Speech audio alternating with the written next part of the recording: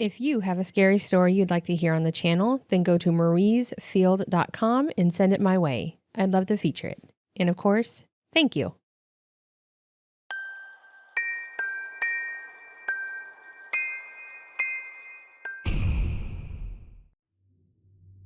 This happened to me and my friend when we were around 16. We would always hang out or stay at each other's houses to the point that my parents joked about making up my big brother's old room as her own. It was just me and my parents since my older brother moved out, so we tended to hang out there more, but we did stay at her place quite a bit too. The only problem was that she didn't get along with her mom very well. So when she would come home from work and be in a bad mood, or when she just wanted to get away from her, we'd walk around the neighborhood or head to the park that was over a few blocks. It was pretty old. The playground was all metal and rusted with paint chipping away. Thinking back, I'm surprised we never got cut on any of it. Thank God for tetanus shots though, right? Anyways, the playground was pretty normal with the part you can walk up or climb up, a few slides in the bars you can swing across. There was also the swing set that had 2 normal swings and one of those baby seat swings, and then the merry-go-round that was wobbly and squeaked, perfect for 2 teenagers to just get away, especially since people didn't dare take their little kids there anymore. We liked to do stupid things on the swings, or just lay on our backs on the merry-go-round while we talked. It was nice and peaceful and gave us a sense of privacy that was needed. I also wanted to mention another place we would go when we weren't going to the park. Typically when we didn't want to walk that far, or if it was too hot or cold, and that was her neighbor's house, or rather the guy that was about 2 houses down. We'll call him Jack. Jack was a middle-aged, quiet guy that lived alone with his dog. He kept to himself as far as I could tell, but was always very nice to us. He let my friend and I watch his dog and house sit when he was going to be gone for a few days, and he always said we were welcome to anything in his home. Food, soda, watching movies, things like that. It was really cool because he had a snow cone maker, so when we wanted to go somewhere that her mom wouldn't be able to find us, we'd go over there, make snow cones, and just watch TV. He even invited us over when we were walking by and offered us stuff. I remember one time we were walking and he had just gotten home. He waved us over and helped him bring some things inside, to which we helped him, and then he showed us that he just bought a SNES. So he asked us if we wanted to play, and we went in and played some games, and he actually ordered pizza for us. It was a lot of fun, and I imagine we were like adults with a roommate just chilling. Jack was always cool too. He never gave off any weird vibes, and actually seemed to keep his distance too, which was appreciated. We talked to him like we were friends, telling him how school was, gossip we knew, people liked and couldn't stand. So those were our 2 getaway spots that we took advantage of quite often. So one weekend, we wanted to stay the night together, but she wasn't allowed to go to anyone's house, so I had to stay over at her place. No big deal. I gathered my necessities, and my mom dropped me off over there.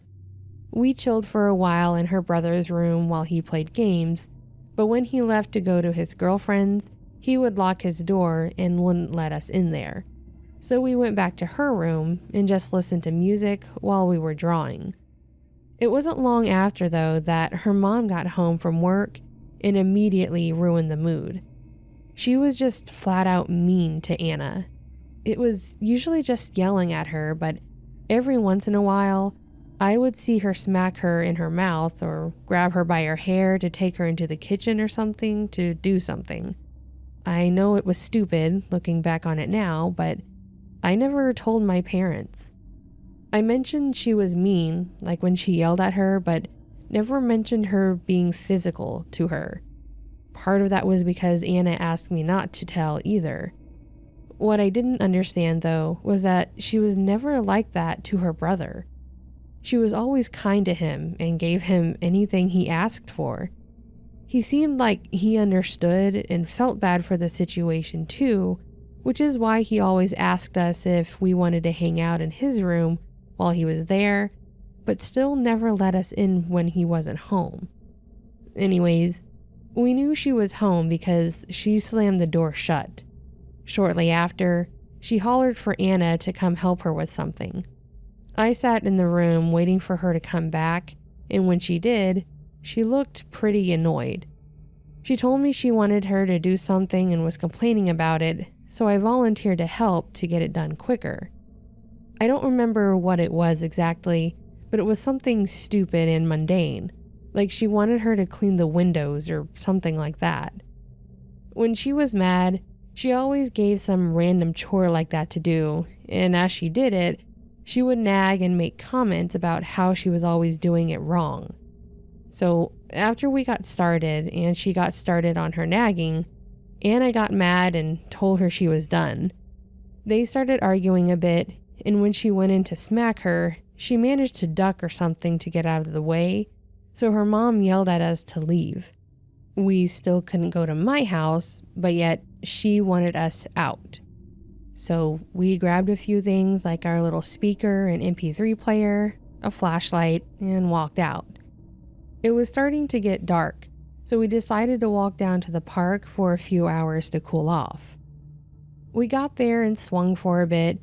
Anna cried and practically cursed her mom for a few, and then we got back into high spirits, talking about other things. Thankfully, it wasn't long before we were goofing off on the merry-go-round and laughing again. As mentioned, it was uncommon for us to run into other people there, especially at night. So when we saw a car pull up and just sit there for a while, we were suspicious. Anna thought it was probably someone that called the cops since we were being loud, so we started getting up and gathering our stuff when we saw someone get out of the car and heard a familiar voice. As he approached, we noticed it was Jack. He greeted us and we did the same, immediately feeling at ease again. He sat next to us and asked what we were doing out here. Anna said we were just chilling, waiting for her mom to leave or go back to bed so that we could go back home. As we talked for a while with him, joking around, something was brought up about a guy I liked. When that was mentioned, Jack made a pouty face and said something about, "Aw, don't tell me you have your eyes set on someone else now." We both chuckled and Anna mentioned the guy a little more, and Jack seemed like he was trying to one-up everything she said. She mentioned he had longer hair and he said, "I'd grow it out for you." She said he had his permit and he said, "I already have my own car." Things like that. Then she mentioned he had his lip pierced and he said, "Well, I have a piercing too." We both had spent enough time around him to know he did not. So, being the naive girls we were, we both kind of giggled and said, "No, you don't." And he said, "Of course I do. You girls just can't see it from where you are." Again, not thinking much of it, Anna asked, "Where?" And he had this grin on his face that actually made me uncomfortable and said, "Well, I'd have to take my pants off," and winked. I could tell Anna was a bit uncomfortable too, but she just kind of laughed and said, "Ew, no thanks." He then laughed, and as we sat there awkwardly silent for a while, he finally broke through the silence and said, "You know, I always thought you girls were too cute for your age, like, dangerously." This grown man really said this to us. We just sat there not knowing what to say or how to react. Thankfully, he stood up and said I should get going, but if we wanted to come back to his place for some fun, we were always welcome and headed back to his car. Once we heard the car door shut, I turned to Anna and asked her what the hell was that. Jack was never like that before, and now I would never feel comfortable around him. We sat there for a while, waiting for him to leave as we were nervous about walking past him. It was probably 15 minutes or so, and he was still sitting there, lights off and everything. So we decided to leave and made a plan in case he tried anything. Unfortunately, the park was fenced in, so there was only one way to really enter and exit unless you wanted to climb the fence, and we were trying to not make it look obvious we were avoiding him. So as we started walking by the parking lot, we walked along the edge and looked over to see him staring right at us. He didn't move. He didn't smile or wave, just stared. We finally got out of there and headed right back to her place. Thankfully, her mom was already passed out, so we snuck back into her room and again tried to relax and talk about what the hell just happened. Unfortunately, that wouldn't be the end of it though. It was either the next day or the day after, while I was over at her place, Anna's mom had come into the room yelling about Jack and how we were not allowed to go over there anymore. At that point, we had no intention of ever talking to him again, but we were curious and asked why. She said someone had called the cops due to suspicious people in the park screaming and saw a car there for several hours with their lights off.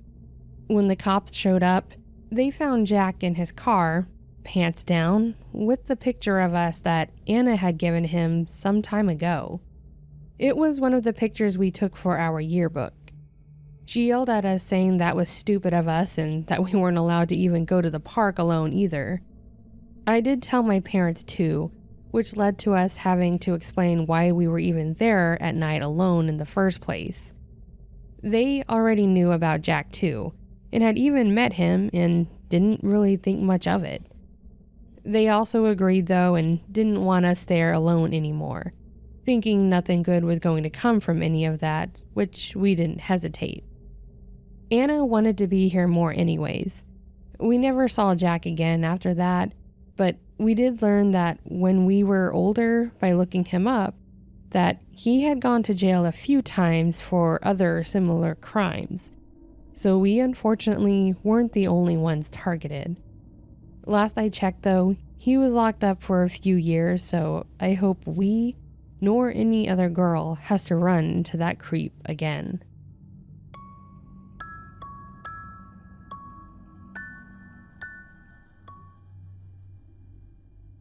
Back when I was about 13, my family moved into a new house.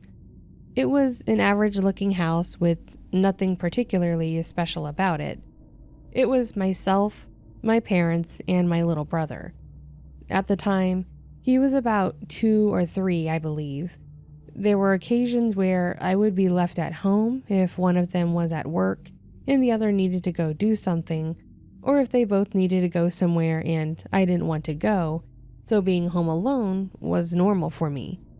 It was never scary or a big deal though, as I usually just did the same thing.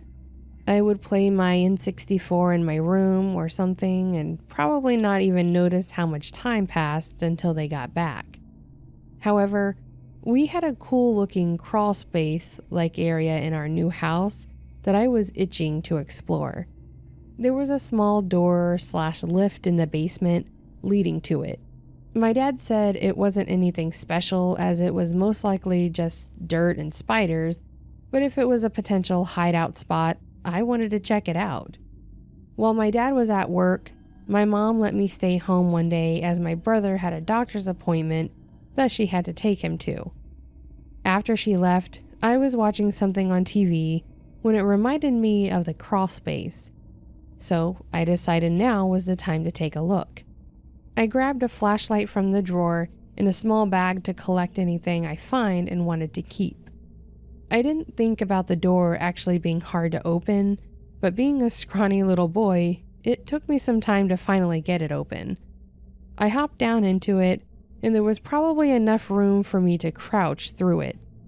I couldn't quite stand, and I'm sure my dad would have to crawl. I saw a fair share of spiders and other insects, but I didn't scare easily, so I just maneuvered around them or killed them. For the most part, it was uneventful, but as I made my way around the edges, I noticed a pile of stuff in the back corner. When I approached it, I could tell there was an old blanket covered in dirt and cobwebs, covering something else. I gave it a light kick to make sure nothing moved underneath it, and when nothing came out, I pulled the blanket back. It seemed to be a bunch of baby stuff. There was an old vintage-style stroller. In it was a box, some kind of toy, and what I think were old photos. You could barely make anything out in the photos, but there was writing on the back of them with a date. I don't remember the date, unfortunately, and the rest of it was in a very fluid cursive, but I couldn't make it out. The toy looked like some kind of baby doll, but it was all soft like a stuffed animal.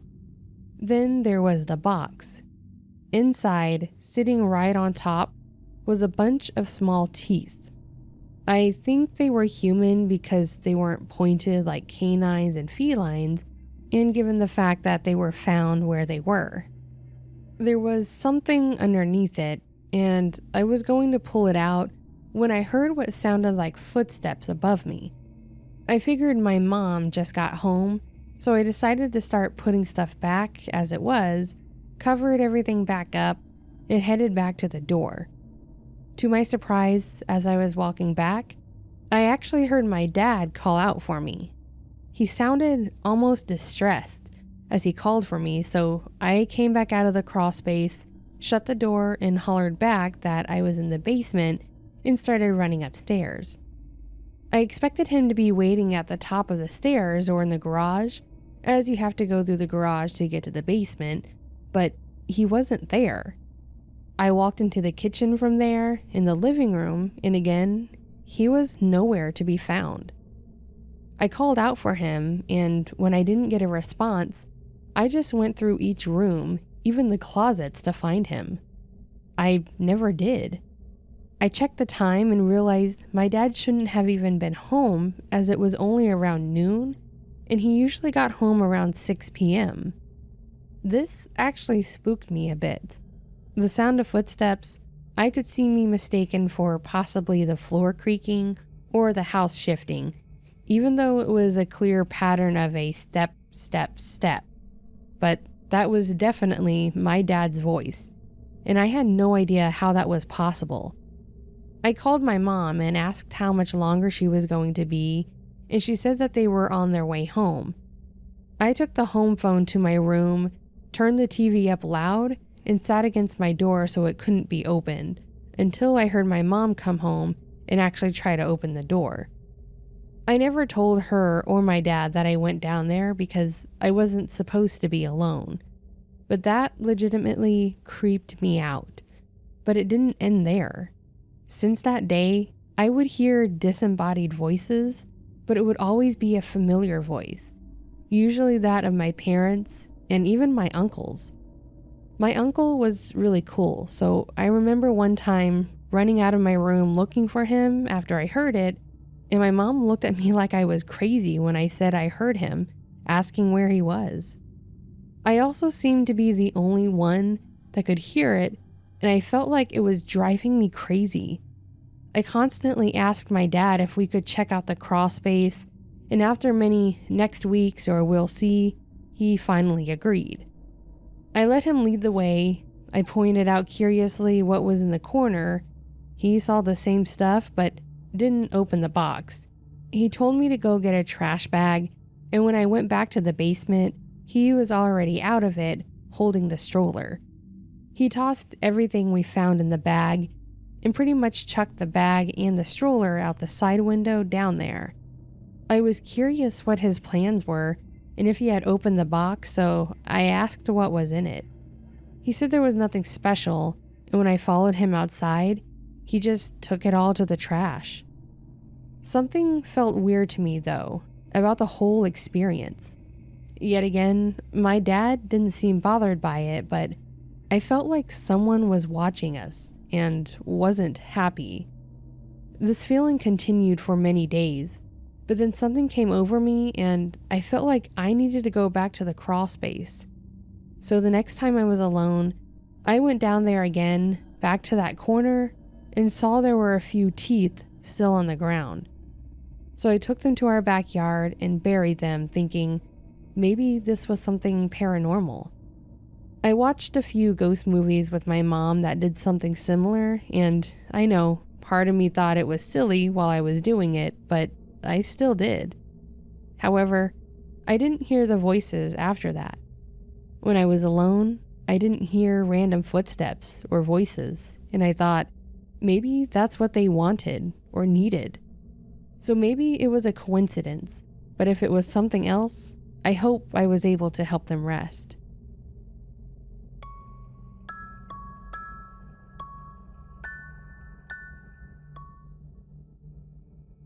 I think a lot of people would probably say that their freshman year of high school was pretty rough. And I'm sure a lot of those people are right and had valid reasons as well. I'm definitely not one to say they were just being dramatic because I too had a pretty bad freshman year. I didn't like talking about it for the longest time because I had some pretty bad self-esteem issues as is, but I've healed and have become a lot nicer to myself since then. Also, I've come to understand that I also didn't deserve or warrant any of this, so I have no reason to blame myself. As my story goes, I was going to be a freshman at our local high school. A new school, but it was the same school district, which meant I would at least have friends there, so we could all be nervous and stressed together. I was a pretty normal kid growing up, or so I thought. I was the oldest of 4, so I was the first to go to high school. I wasn't outgoing, but I wasn't reclusive and shy either. I had a good amount of friends and did fine in school too. I always passed my classes with minimal issues. I hated math, but I still got through it, and turned in a minimal amount of homework late. I didn't stand out in class or make myself known either. I was just there.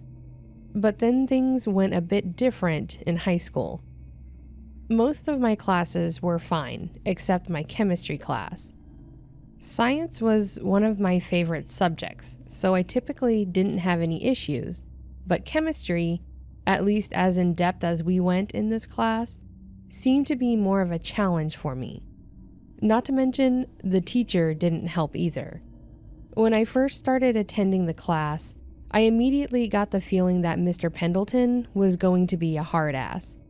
He was very curt in his speaking, he didn't really joke around, and was always on a very specific schedule.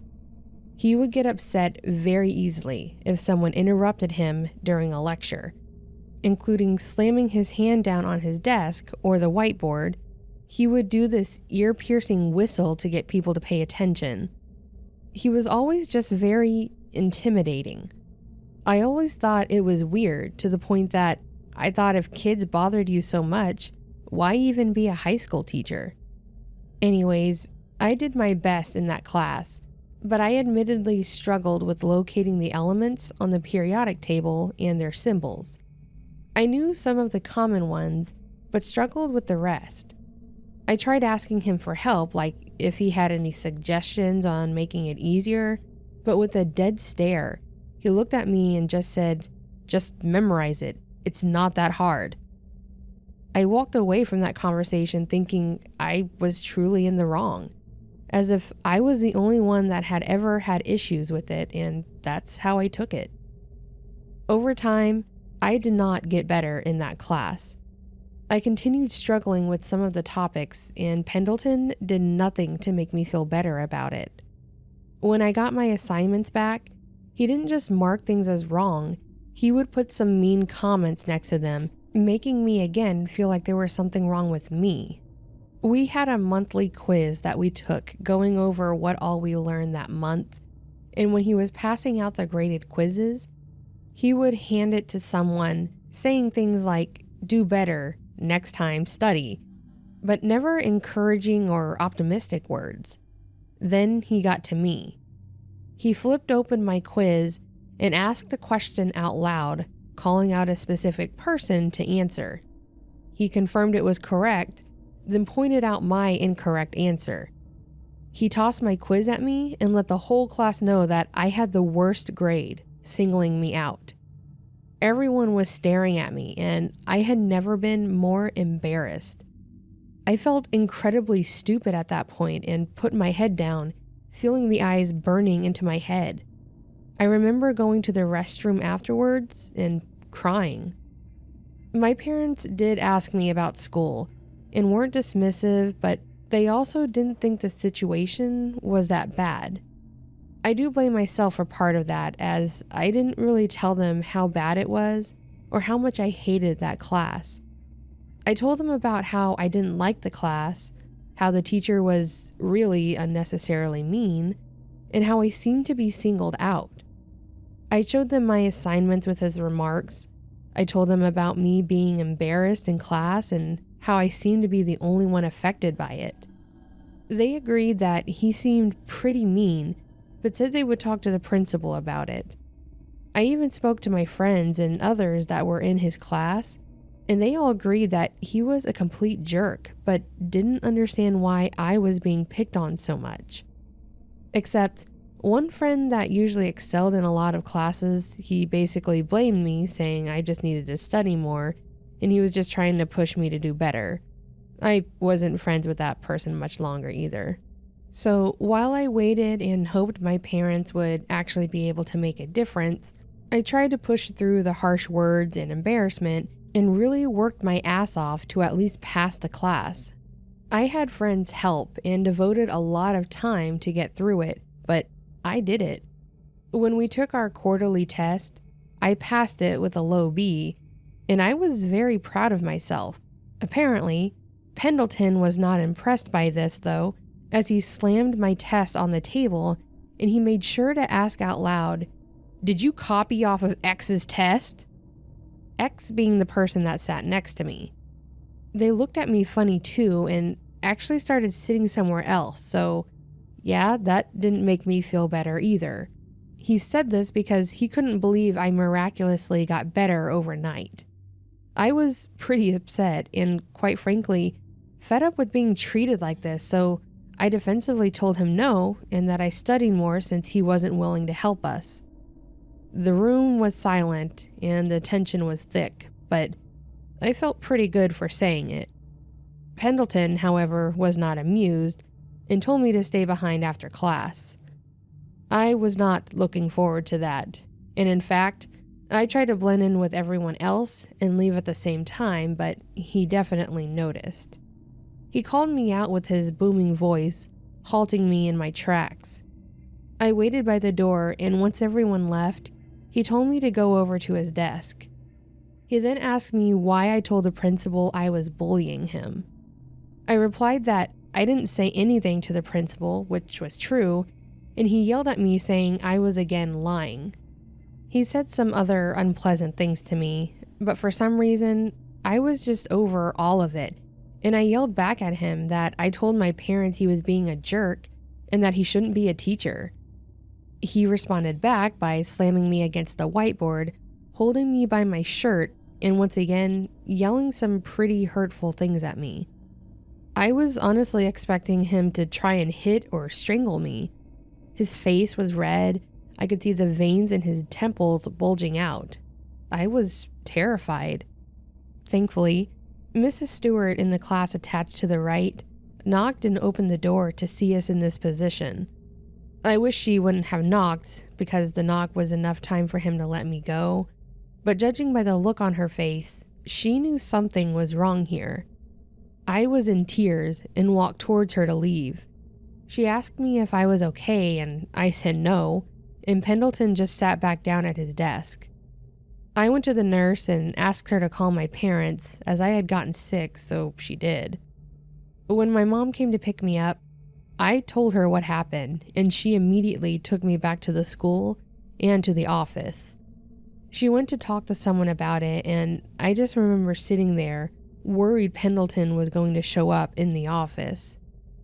After that day, my mom would take me to school after the second hour, which was when I had his class, and I just collected my work for those first 2 classes. Mrs. Stewart also reported what she saw, so I guess having a witness was what gave the principal or whomever had that authority to suspend Mr. Pendleton. I was entirely relieved that he was gone, and I could tell I wasn't the only one. The first couple of days without him were weird, but the sub definitely helped lighten the mood. By the end of it though, we were all able to be less formal and actually had a little fun in the class. I still had a hard time turning in tests and assignments, fearing I was going to be made fun of or called out, and that anxiety bled over into my other classes as well. My freshman year was very difficult, and I struggled with my self-image as mentioned. It slowly got better over time, but I think I really had Mrs. Stewart to thank for that. She helped me build my confidence again, and really assured me that it wasn't me, but Mr. Pendleton. She actually confided in me, saying she had heard him shouting on many occasions, and even had other students from other and past classes, but she had never seen him put his hands on another student. I still wonder today if I was the only one, or if there were others that just were never caught or never said anything.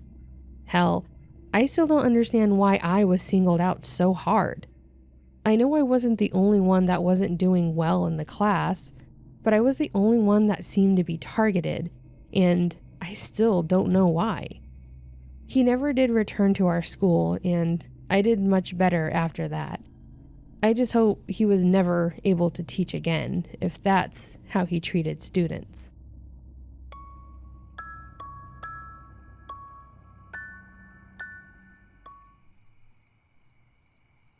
So that, my friends, was another scary story collection. Stories about bad teachers, creepy neighbors, creepy neighbors. I'd have to look at nightmares though, that'd be interesting. Not relevant. Creepy neighbors in a haunted house with teeth. Kind of odd. I was thinking about this as I read this story. But this kid just went and buried those teeth, just picked up some stranger's teeth and went and buried them. Good on them, because it obviously helps something. But then I started thinking, I don't think I could touch somebody else's teeth. Especially somebody's teeth that you don't know. You don't know whose teeth those belong to? Is that weird to anybody else? Or am I weird for thinking about that? I'm thinking too deep into this, aren't I? I don't know. I don't even know what I'm saying anymore. I'll just move on. So if you did enjoy this video, please do give it a like below. And if you'd like to hear more content like this, consider subscribing. And lastly, don't forget to leave a comment on your thoughts. Let me know if you would touch a stranger's teeth. I don't know. Or just tell me to stop. Just, Marie, stop. And with that being said, friends, I hope you have a fantastic week. And until next time, take care.